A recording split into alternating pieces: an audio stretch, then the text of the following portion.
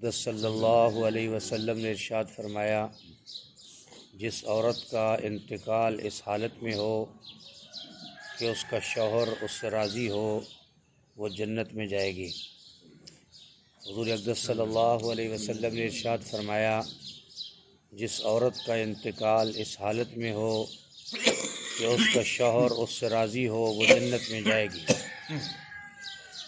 حضور اقدس صلی اللہ علیہ وسلم نے ارشاد فرمایا، جس عورت کا انتقال اس حالت میں ہو کہ اس کا شوہر اس سے راضی ہو وہ جنت میں جائے گی۔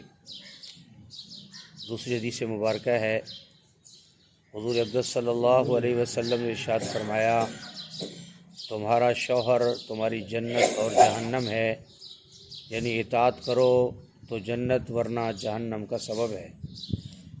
حضور اقدس صلی اللہ علیہ وسلم نے ارشاد فرمایا، تمہارا شوہر تمہاری جنت اور جہنم ہے، یعنی اطاعت کرو تو جنت ورنہ جہنم کا سبب ہے۔ حضور اقدس صلی اللہ علیہ وسلم نے ارشاد فرمایا، تمہارا شوہر تمہاری جنت اور جہنم ہے، یعنی اطاعت کرو تو جنت ہے ورنہ جہنم کا سبب ہے۔ تو میرے محترم دوستوں اور بزرگوں، خواتین کو بھی دین اسلام کی آگاہی دینا، فرمایا کہ یہ مرد کی ذمہ داری ہے۔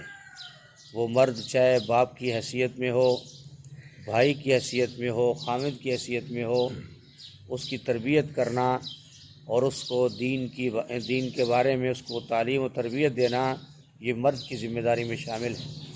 تو فرمایا کہ جب وہ بہترین تربیت سے آراستہ ہوگی تو فرمایا کہ چاہے وہ بیوی کی حیثیت میں ہوگی، بیٹی کی حیثیت میں ہوگی، بہن کی حیثیت میں ہوگی، تو فرمایا کہ گھر کے اندر سکون ہوگا، اطمینان ہوگا۔ تو کتنا زبردست نبی کریم صلی اللہ علیہ وسلم نے فرما دیا کہ وہ تمہاری جنت بھی ہے اور جہنم بھی ہے۔ اطاعت و فرما برداری میں جنت کو حاصل کرے گی اور نافرمانی میں جہنم میں جائے گی۔ حضور اقدس صلی اللہ علیہ وسلم نے ارشاد فرمایا، اگر میں کسی انسان کو دوسرے انسان کے آگے سجدہ کرنے کا حکم دیتا تو عورتوں کو حکم دیتا کہ وہ اپنے شوہروں کو سجدہ کریں، اس لیے کہ اللہ جل شانہ نے شوہروں کا حق بہت بڑا رکھا ہے۔ حضور اقدس صلی اللہ علیہ وسلم نے ارشاد فرمایا، اگر میں کسی انسان کو دوسرے انسان کے آگے سجدہ کرنے کا حکم دیتا تو عورتوں کو حکم دیتا کہ وہ اپنے شوہروں کو سجدہ کریں، اس لیے کہ اللہ جل شانہ نے شوہروں کا بہت بڑا حق رکھا ہے۔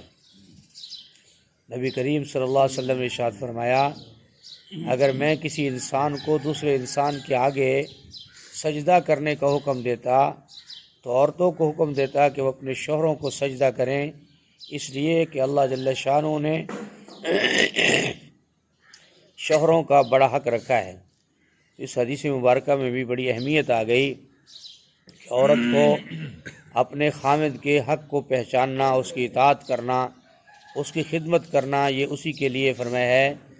اگر فرمایا سجدہ کرنا جائز ہوتا تو اللہ کے نبی صلی اللہ علیہ وسلم فرما رہے ہیں کہ میں عورت کو حکم دیتا کہ وہ اپنے خامد کو سجدہ کرے۔ تو فرمایا کہ اس کی جنت اور جہنم جب یہ اس کا خامد ہی ہے تو اس کی بھائی جس قدر تربیت ہوگی اسی قدر فرمایا کہ انسان راحت و سکون میں رہے گا۔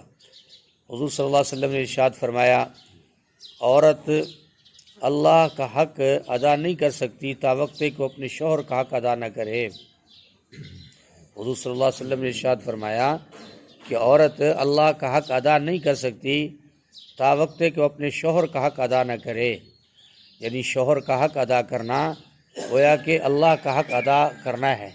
اور جو عورت اللہ کا حق ادا کرنا چاہتی ہے اسے چاہیے کہ وہ اپنے خامد کی اطاعت و فرما برداری کرے، اس کے مال کی بھی حفاظت کرے، اپنی عزت آبرو کی بھی حفاظت کرے، اپنی اولاد کی بھی حفاظت کرے، اس کی اجازت کے بغیر گھر سے باہر قدم نہ اٹھائے۔ فرمایا یہ ساری چیزیں تربیت سے بھی تعلق رکھتی ہیں اور اسلام سے بھی تعلق رکھتی ہیں۔ حضور صلی اللہ علیہ وسلم نے ارشاد فرمایا، جب کوئی مرد اپنی بیوی کو اپنے بستر پر بلائے اور وہ نہ آئے تو اس وجہ سے شوہر رات بھر اس سے ناراض رہے تو ایسی بیوی پر فرشتے صبح تک لعنت کرتے رہتے ہیں۔ امام بخاری نے اس روایت کو نقل کیا ہے۔ حضور صلی اللہ علیہ وسلم نے ارشاد فرمایا، جب کوئی مرد اپنی بیوی کو اپنے بستر پر بلائے اور وہ نہ آئے، اس وجہ سے شوہر رات بھر اس سے ناراض رہے، تو ایسی بیوی پر فرشتے صبح تک لعنت کرتے رہتے ہیں۔ تو میرے محترم دوستوں اور بزرگوں، آج سب سے بڑی بیماری یہ ہے کہ ہم نے اپنے گھروں میں دین کی بات کرنی بتانی چھوڑ دی ہے، جس کی وجہ سے گھروں کے اندر بہت بڑے فرمایا فقدان پیدا ہو گئے ہیں، اور گھروں کے اندر فرمایا دین کا رجحان ہی ختم ہوتا چلے جا رہا ہے۔ جب دین کا رجحان نہیں ہوگا، دین کی معلومات نہیں ہوگی اور حدیث اور قرآن کی بات نہیں ہوگی، تو پھر جہالت فرمایا بڑھتی چلی جائے گی۔ اللہ پاک ہم سب کی حفاظت فرمائے، اور قرآن و سنت کو جو ہم نے سنا ہے حدیث مبارک کو اللہ ہمیں عمل کرنے کی توفیق عطا فرمائے۔